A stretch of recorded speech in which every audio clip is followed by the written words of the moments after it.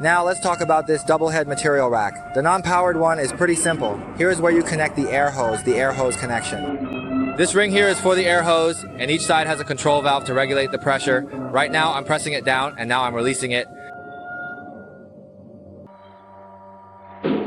Okay, press it down. Alright, let's take a look right over here, shall we now? This side is the same, each side has one, just lift it up. Press it down, good, all these functions are working normally. Then, this handle here is used to control the expansion and contraction by turning it. The expansion and contraction are controlled right here. And then, this part here, these two are for clamping the material.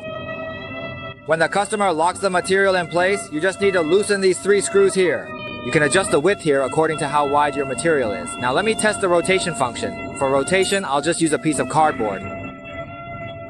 Just step on it. Pull out this latch, step on the pedal, and pull out this latch, then you can rotate it. So it can rotate now?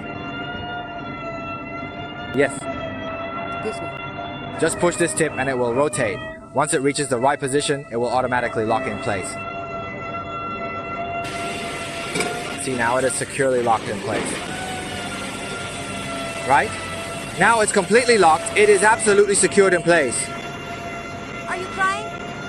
So after I've finished using the material on this side, if I want to use the other side, I just do this. Step on it again. Take it off the rack. Once it turns, I start using the material on this side. I rotate it over and use the material here.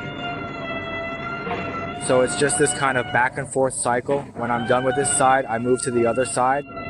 Then I step on it again, rotate it back, and that's how it works.